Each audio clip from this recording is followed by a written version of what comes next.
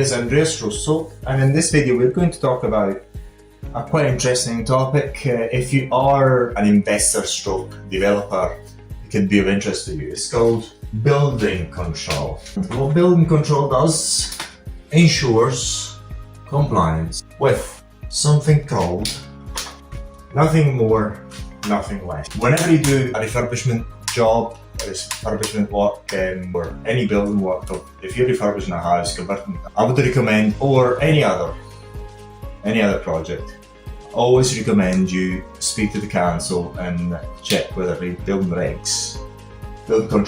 building control is required to be used. I use council because I think it's best to bribe the council rather than a private company as well. You give the money to the council. That's what I think. And you've got also some dealings with people in the councils. I think that you're much better off doing that.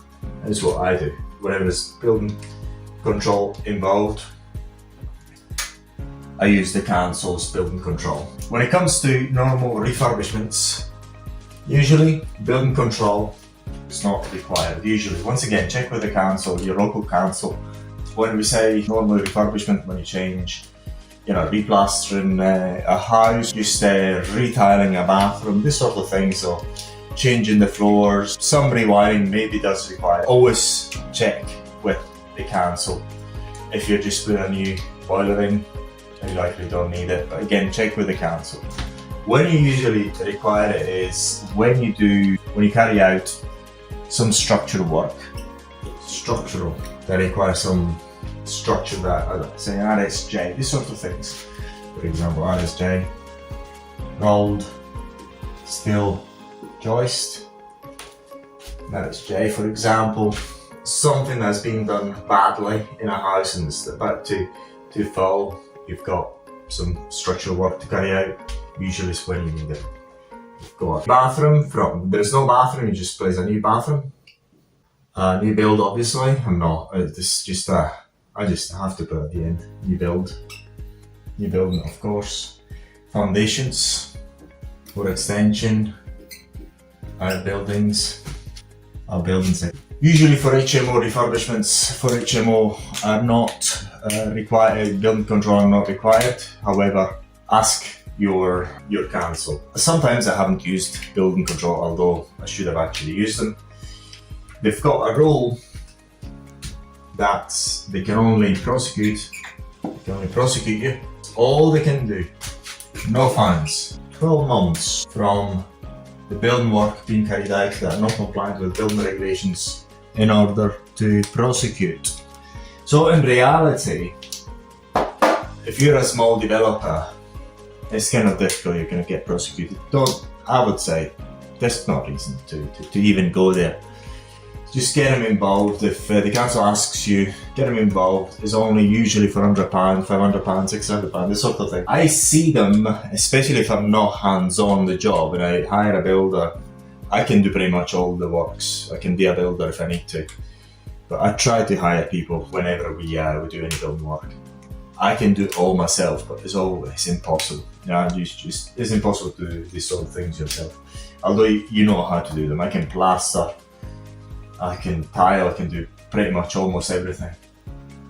But if I'm hiring a builder and I'm leaving him on his own, or their own, or a team of people are leaving them on their own, I want to have building control if it's required, because it gives me peace of mind. So, because the thing is, my buildings, I keep them, I don't flip them, so I want to make sure once the job is finished, I'm not going to have any surprises later on.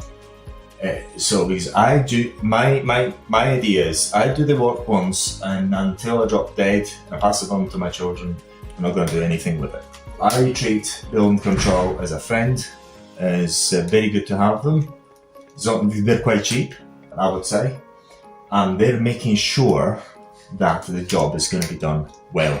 Because many builders try to rush jobs and then things will crumble later on. You will feel the pinch over time, guaranteed. It's a tendency of most builders anyway to try and cut corners. When I do the building works myself, I know that because I've got the temptation to do it, but I always try to to stop myself and do the job well. Building control is your friend, but do things, if you don't use them, make sure you do comply, because complying with building regs, there's a reason for it. So the building is going to be good. You want a good building. But remember that it's kind of difficult to prosecute, and also they've only got 12 months. So just in case, this is for your own knowledge, you check it out yourself. My recommendation, you use them whenever you're required to use them. They're very cheap. But sometimes when you deal with them, sometimes it's quite frustrating because the building officer will try to cover their backs, and in order to cover their backs, they ask you to go overboard on a number of issues. So you'll find that some things are just too much at times, but if they're involved, you've got to abide by what they say. And in my opinion, if you just do a good job, you're going to be better off later on.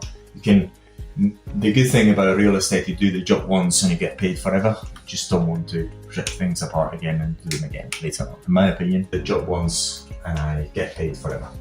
I hope that this video is useful. I'm Jess Russo here. Thank you for watching.